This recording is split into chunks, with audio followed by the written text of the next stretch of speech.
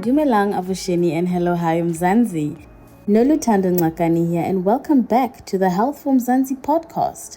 I'm here to walk through your shame with you as you seek answers to those scary questions you are too afraid to ask about in public. I've got you through all those uncertainties, achy bones, and of course, your heart's woes.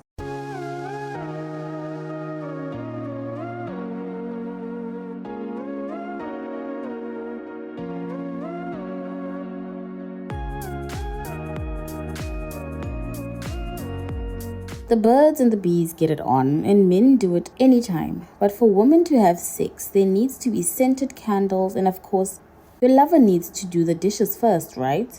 Wrong, says Cape Town-based sex positivity advocate Chérie Adendorff.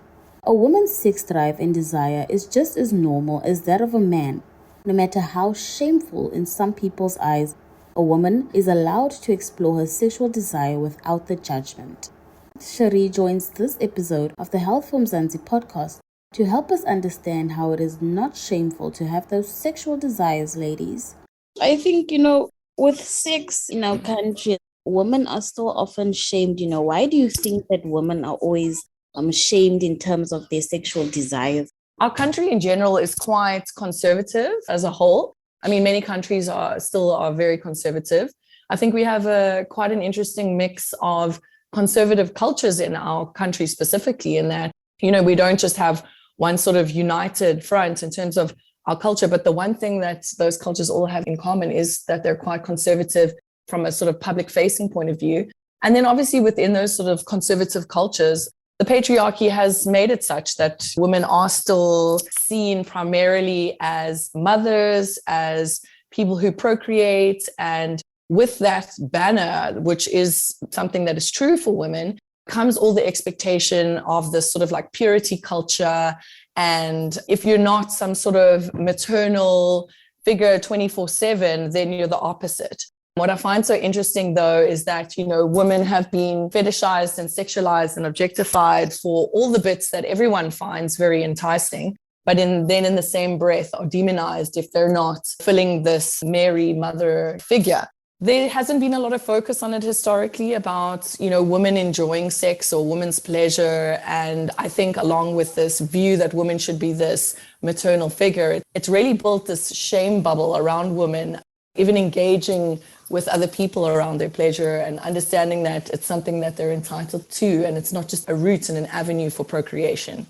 Obviously we are desired, but you're not allowed to have desires as a woman. Well, you're allowed to be desired, but of course then you must act demure and like it doesn't make any difference to your life and that you don't notice it and that it's actually, something that happens outside of you. And I think that the second that you interact with that desire and you acknowledge the power that comes with that desire, and God forbid you try and monetize the attention that you get because of that desire, things start to go badly wrong for women.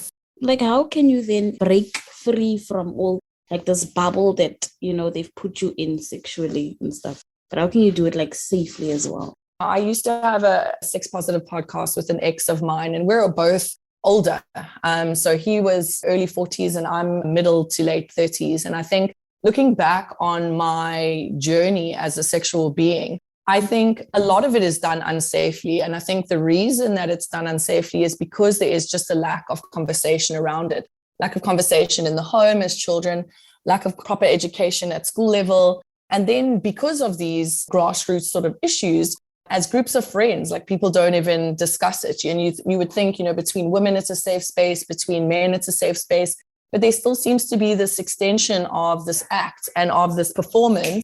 I think what is so damaging is that we're all kind of isolated in a bubble. Whereas if there was some sort of safety and acceptance taught at a young level, that there would be a lot more functional conversation, a lot more open discussion around things that really matter. And I read a staggering statistic at some point is that these psychologists and behaviorists and that kind of thing all see that, as much as like 60 or 70%, a high percentage of a human being's life is spent thinking about sex, romantic interests, how they're going to get sex, how it is with their partner. It's a huge amount of mental energy expended on this subject, and yet there's so little functional area and tool sets provided at a young age to foster the right kind of functional thinking around this area.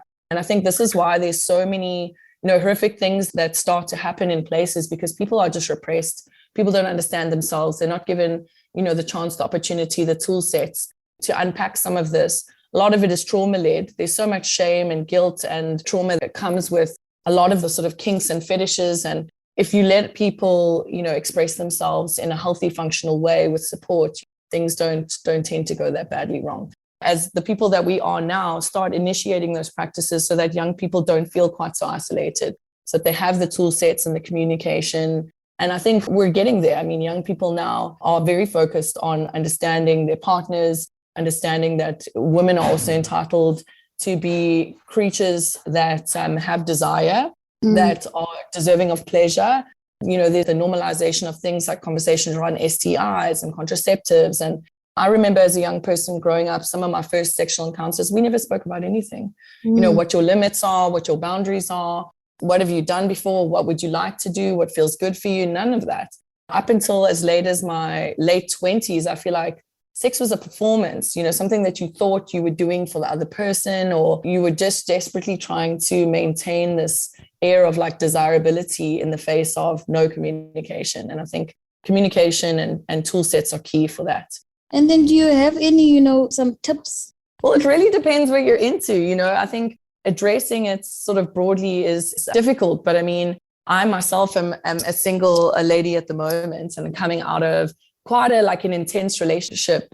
So I think it depends where you are as an individual, and everyone should, I think, honor themselves. And I think first and foremost is be safe in your heart and mind.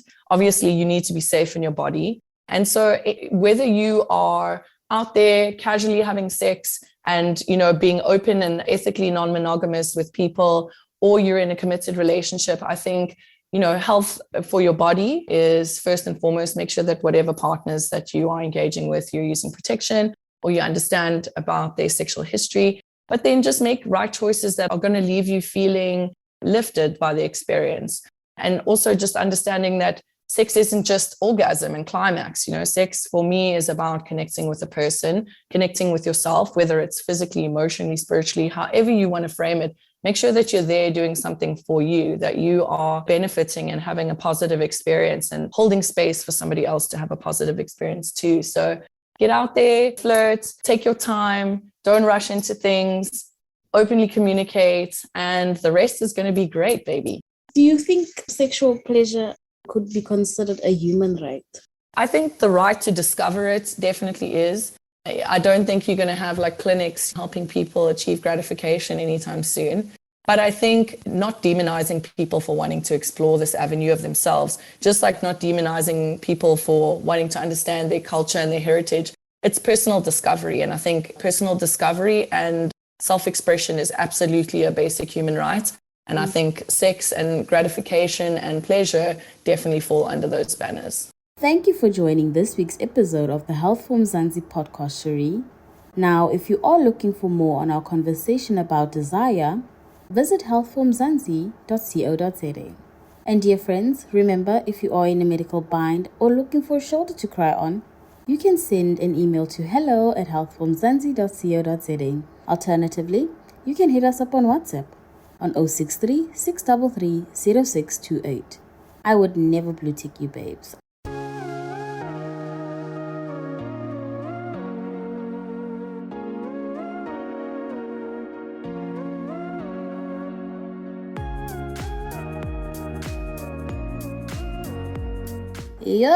But women have been objectified, fetishized for all the bits the world finds enticing, but are continuously demonized when they do not fit the mold of this Mary Mother of Jesus figure. This attitude towards women's desires has built what Chérie calls a shame bubble around the understanding of female anatomy. She was preaching to the choir when she said that a woman is allowed to be desired but must still be demure. God forbid you actually explore what you want in bed. That brings us to the end of episode 81 of the Health For Mzansi podcast. From me, Lulu Ngakani, have a great week and remember to show your girl some love by sharing this podcast with a friend.